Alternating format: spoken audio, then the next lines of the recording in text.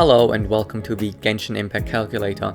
My name is Sirius and I want to show you the newest update for the Genshin Impact calculator, which is going to allow you to store and load your in-game artifacts right here in the calculator. Keep in mind that this update is not live yet, but the developers are trying to push it out as soon as possible. So let's get into it. The first thing you want to do is you want to log in, because the artifact storage as well as loading, saving and sharing your builds of your characters is only going to be possible if you are logged in. So use your Twitter, Facebook or Google account to log in, or use your email address.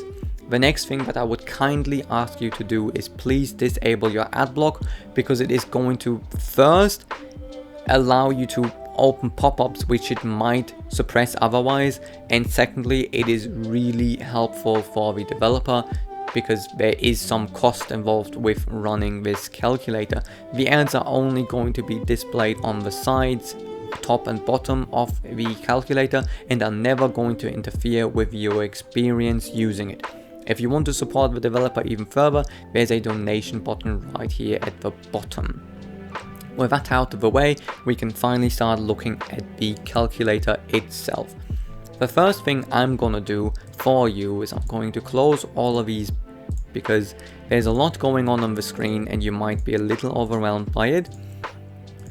So we're gonna close them until they become relevant. Right, the first thing you're gonna do is you're gonna select whatever character you want to look at. You can just click on the portrait and then select your character. In our case, we're going to select Jingshu because I think it's really easy to showcase the calculator using Jingshu. Then you're going to go to the character tab and you're going to select whatever amount of constellations you either want to test or whichever you have in game. Personally, I love using this tool to figure out what I should be doing with my characters in game, so I usually prefer to set up my characters in game so that I can compare this value to that value. Alright, the next thing we're going to do is set up our weapon, which in my case is a sacrificial sword. It is refinement 2 and level 90. If you want to just compare the same build to another build, you can also just copy it to an empty slot. You can have as many of these as you want, and you can also have as many different characters opened as you want if you want to compare them. But keep in mind that if you want to save this build, currently there's only 5 slots available to save. We're going to save it right now, and then we're going to delete the other ones. And keep in mind that these are not your saved builds. You can have as many open here on the left side as you want. Once again, we're going to close these because they're not important right this moment. Once you have your character set up, the next thing you want to look at is your artifacts. And this is going to get a little bit more complicated. But first, let's talk about the update. Before the update, you had to manually put in all the things for your artifacts. You had to select your type of artifact, your rating, the level, the main stat, and the substats. This can now be done in the artifact storage in a much easier way than before, and you don't have to do it every time again when you want to set up a new character. The artifact storage can be opened by simply pressing this button, or if you're like me, you just have it on another tab. And this is the artifact storage. As you can see, I already have a number of artifacts in here. Currently in the test version, the maximum amount of artifacts you can have is 30. I cannot tell you, however, how many you're going to be able to have on the live version. It may be more, it may be less. It really just depends on the developer and how stable this is going to be. If you want to add an artifact, you can click anywhere in one of these squares, rectangles, and then you can set up your artifact manually just like before. But in this case, it is going to save it permanently, so that is a lot better than before. You can also click on the plus if you already have screenshots of your artifact saved. Or, which is my favorite addition, is that you can simply paste screenshots of your artifacts right into the tool, and that is just such a nice thing. But what you're gonna see mostly when you do this the first time is this. But don't worry, you can just move it to wherever it needs to be and place it. And if you have slight resolution issues, it should pick this up automatically, but you can also manually change the size so that it fits in perfectly. But we're gonna restart this now because, well, we don't have resolution issues. So we're gonna move this, and you only have to place this once.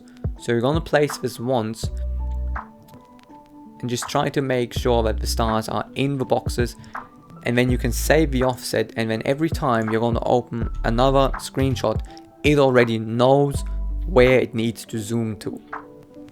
Right, and then we're going to hit scan, and we're going to wait a little bit. Sometimes the results are not perfect, but they are perfect enough for me most of the time. For example, there's a bug right now that sometimes it just gives me a goblet when I've scanned the flower, but if I change it to a flower, it's perfect. So I really have nothing to complain about. And now we're going to save the artifact as whatever name you want. In this case, I'm going to call this Qingshu and save it. And then it's going to be right here in my artifact storage. If I want to edit this, I can click on it and edit it however I want. For example, I level this up to level 20, then I can save it and it's going to overwrite it, or I can level it down again, save it, and it's going to override it. Now let's go back to the calculator and look at how that actually looks in action. So we can refresh the artifact storage now, and if we now left click anywhere on the symbols for the artifacts, we can actually select whatever artifacts we have available in our storage. And as you can see, the artifact we've just added is in here, and we could select it right here from this list, and it's going to input everything as we want. And you can also do this on multiple builds. Oops. There. So if you want to do it in here as well, you can have the same artifact in here or a different one, and it's really great. It is such a nice tool, really. I love it. Right, but we're going to load our 0 build again so we can talk a little bit more about the optimizer, because the optimizer is going to help you pick the best artifacts out of your artifacts for you. But you have to keep in mind that the optimizer can be a bit deceiving if you don't know how it works. You might try it without this knowledge that I'm going to give you and think it's not working, it doesn't work correctly. So the thing is that the optimizer has a target, or I actually prefer to call it focus. What is the focus of your calculation? What is the focus of your estimation? What do you want to focus on with your character? Is it DPS or is it something else? If you change the focus to, for example, charge attack 2, you will see that the green box has actually moved to charge attack 2. In our case though, we want to be looking at burst damage, because that is what I mostly use Qingshu for. So we're going to change this to sword rain damage, and as you can see, green box is now around the sword rain damage, indicating that this is the optimizer focus. And this is really important. You need to set this up, otherwise you're not going to get the right results. Right. The next thing we're going to look at is all these buttons that are here, and they are more or less useful depending on how you use them. But we're going to go down the list one by one, and we're going to start with the optimize artifact main stat. You can select whatever artifact you want to optimize in here, and we're going to look at the circlet, and we're going to click optimize artifact main stat, and it's going to tell us that the best artifact main stat is going to be attack percentage. It is really important to remember though that this does not mean that it is the best main stat, hands down, the be all and end all, and you should always have attack percentage on your Qingshu. That is not the way this works. The way this works is that the calculator sees something like this. it can see marginally what benefit you're gonna get from which stat. And in this case, the only benefits we're gonna get are crit damage, crit rate, elemental damage, attack percentage, and attack. And you can also see that elemental damage is the highest value, while crit damage is the lowest value. And attack percentage is the second highest value, and since we can't have elemental damage on a circlet, it is going to select attack percentage. If we are going to instead select something that can have elemental damage, and we're going to use this button, it is going to use hydro damage, because as you can see, elemental damage is the most valued main stat for the optimizer if we have the focus on sword rain damage. And this can be a little bit deceiving, but we can actually help the calculator come to the right solution for us. So if we are going to increase the crit damage on 2 of these artifacts by a whole lot, when you now click the button, it is going to value crit rate. Because if you look, crit rate is now much more valuable compared to attack percentage, because we have so much crit damage. If we're going to decrease the crit damage again and optimize the main stats, we are once again getting attack percentage. And that is crucial to remember, because the artifact tool, the optimizer, it does not tell you what the best option hands down is. It just tells you what the best option is for you, considering the stats you have. Next thing is gonna be the optimize substats button. And I need to drink something real quick, otherwise my voice is just gonna be lost forever.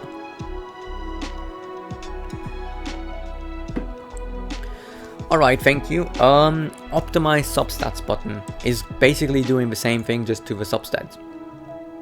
And as you can see, attack percentage, crit damage, crit rate, attack, and HP. But why HP? Why not elemental mastery? Well, the reason is that elemental mastery is right now without value. The damage does not change if we use elemental mastery. And so the calculator does not actually value elemental mastery at all. So how are we going to get it to actually use elemental mastery? Well, if you just want to do it quickly without having to think about it, all you're going to do is switch reaction mode on, go to character, open the enemy modifiers, use enemy calculations, and then use electro if you're using a Quoxing with your Qingshu, or pyro if you're using a Diluc. In our case, we are also looking at a Quoxing, so we're gonna be using electro.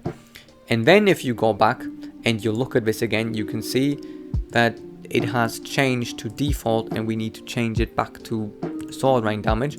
And then you're gonna see elemental mastery is now highly valued by the calculator. So if we press this button again, it is actually going to include elemental mastery in the mix. Good. The next button I want to talk about is the optimize from storage button. If you press the optimize from storage button, it is going to pick whatever artifact you have in your storage, which is going to be the best artifact in that slot. Once again, we're looking at circlet. And if this is, for example, something you can't use on your character, you can go down the list. This is the first best option, second best option, third best option. Right, it's going to tell you exactly which is the best and which is the second best. So you can pick whatever you want.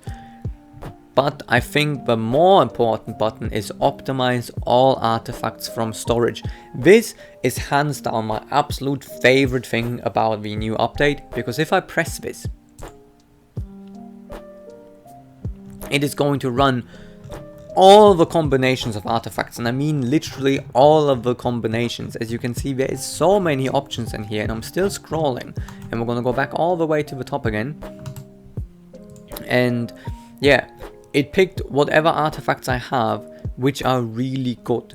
And keep in mind, this is dependent once again on the value of substats that the calculator sees. So it's going to give you a different output if you turn this off and this off. So if you have this off and you press this button again, it is going to have a different output. But this is not exactly bad, because I still like to do this, because what you can do next is you can press all these other buttons that were a little bit deceiving earlier, and they now work a lot better, because you have some interesting substats, you know, available to yourself. It is much easier for you to now ask the calculator, what is the best circlet I can use with these artifacts I have. So you're going to press main stat and it's going to tell you crit rate. Okay. And you know, the same for optimize substats. It is going to once again show you exactly the things you want. But I think the best button in there is the optimize set effects, because you can have some weird wacky combination here of Thundering Fury, Wondrous Troop, Noblesse Oblige, you know, whatever is in there. But then you can press optimize set effects and it's going to tell you which sets are going to be the best if you keep the same main stats and the same substats. And that is really a nice thing as well, because this tells you whether or not you should be running a 4-piece gladiator or if you should be running a 4-piece chivalry set, if you are looking at DPS numbers and you don't know what is going to be better for your razor, you know. But if you keep the same substats and the same main stats, this is only going to compare set effects, while the artifacts are exactly the same in terms of, you know, the value of their substats and main stats. And I think that makes this button slightly more usable than using it before you've pressed the optimize all from storage button. So I always would recommend just optimizing from storage, even if these artifacts aren't gonna be what you're gonna use on the character, because these are still going to be the best spread of substats that you have realistically available to yourself with artifacts you already own. And then the set effect is going to help you. But if you want to have a slightly more realistic approach at things, then you definitely want to turn on the reaction mode. And the reaction mode is, as I said, really simple to set up. You just press 3 times, just turn it on, turn enemy calculation on, turn whatever element on that you want to compare with, and that's going to change the artifacts that it's going to pick out for you. But I personally always tweak this number a bit, because I feel like tweaking this number is really important. Let's say you have Mona and you're gonna calculate her burst damage. How many times out of 10 are you going to get vaporized with her burst? In my case, I would say that's probably 9 out of 10 times, because I know how to set it up, but every now and then I actually will fuck it up. I will not be able to get the vaporized damage on it because I'm a bit too early with my proc. And then that's why I set it to 90. On Qingshu, I prefer having it on around 15 or 18 or 20, because I think it's realistic to say that between 1 or 2 out of 10 of my blades are gonna get a vaporized or electrocharged reaction. That is already pretty generous. So depending on how many out of 10 times your ability is going to get an elemental reaction is what you want to set this to. If we were instead going to look at the skill for Qingshu, then I would probably set this to 50 instead. Right? Because you get 2 procs, or you get 2 attacks in your skill. It's gonna attack twice, and 1 out of them is always guaranteed to get a reaction. Maybe you're even gonna put this to 60, because 1 out of 5 times you're gonna get 2 procs, not just 1. But that really just depends, right? So there, I have a higher number, so elemental mastery is more valuable to me than compared to if I were setting up for the sword rain damage, where this value is a lot lower at just around 15 or 18%, right? And I think that is going to make the biggest difference in deciding whether or not elemental mastery or crit rate is going to be better for you. A lot of people ask me, hey, should I be using crit rate, should I be using crit damage, or should I be using elemental mastery? If you set up this calculator correctly and you have a realistic proc rate in here, then the calculator can answer this question for you, right? If I optimize all artifacts from storage now, I can see that with just 18%, I'd be better off running the attack percentage, substat here. But I can't actually run this one, so I'm going to change this. And then this one I can't run either, so I'm going to change that to this one. And then I'm going to ask the calculator again, what is the best hourglass for me, right? And in this case, if I go to hourglass, clock, and ask it optimize from storage, you can see it has actually selected the elemental mastery one for me, because that is the best one I can use if I use the available ones that I have. And that way you can get the calculator to give you the answers that you want it to give you, because it sometimes won't give you the answer that you want, but that is because the calculator doesn't know any better, and you're gonna have to help it get to the conclusion that you want it to have.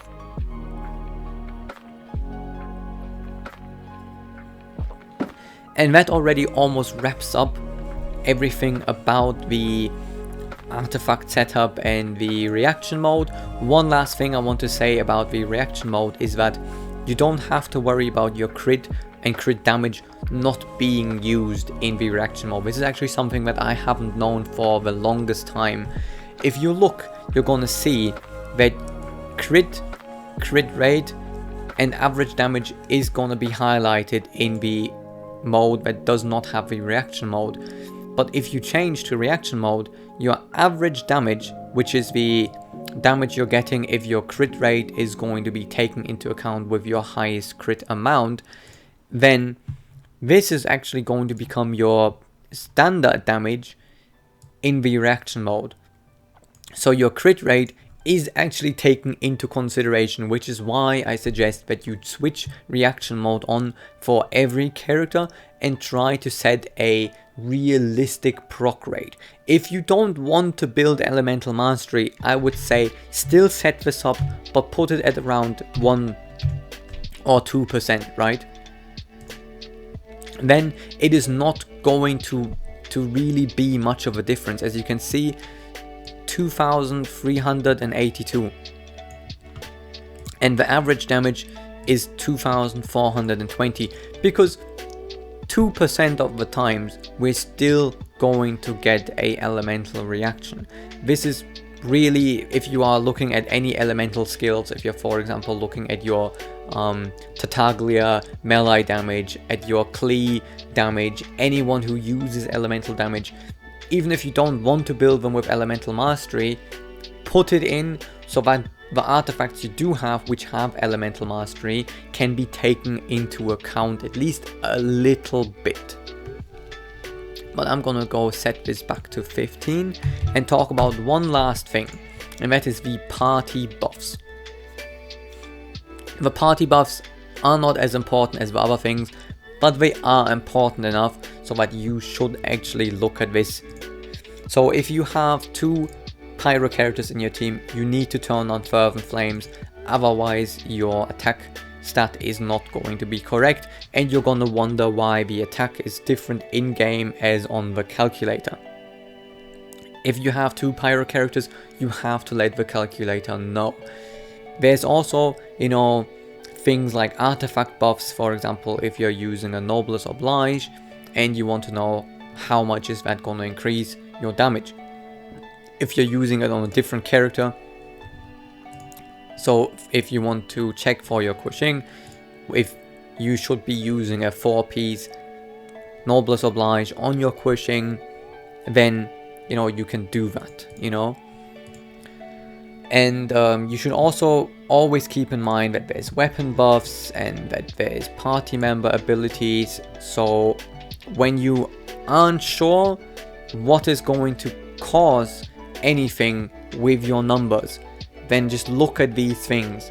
If the numbers aren't right and you're trying to figure out, oh, I'm getting a different number in game than I am getting on the calculator, check your stats, the advanced stats, the buffs, the elemental stats, just check them, make sure they're exactly the same. If they're all the same, check the party buffs, check if any of these characters in here are in your party, and if maybe something has been triggered, maybe you've had,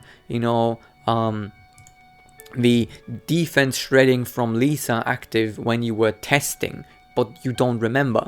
Or maybe, as I mentioned earlier, you've had a Noblesse Oblige artifact active when you were testing, but you don't remember. This is why it is so important to just look into this tab sometimes when you're trying to figure out why the numbers are wrong, or if you're wanting to figure out if you should be using Noblesse Oblige 4-piece set, or if you should be using the Viridescent Vanera set. This can help you figure out, if you should be using that Viridescent Vanera set on your Venti, on your Sucrose, that can really help. But now, I think I've talked about everything in enough detail that you should know exactly what to do. But if you still have questions, please do not leave your questions under the YouTube video, because I might miss them. It is much better if you go to the official Discord and ask your question there. I'm there pretty much all day, every day, to answer your questions, and if I'm not there, I'm very sorry, but I'm gonna pick up your question most likely in the next day or the next 2 days, and the developer is there as well to help you out too. Just be a little patient with us. This is something we do in our free time, and if you've made it to the end of the video, I want to thank you all for watching, and I'll see you in the next one. Peace.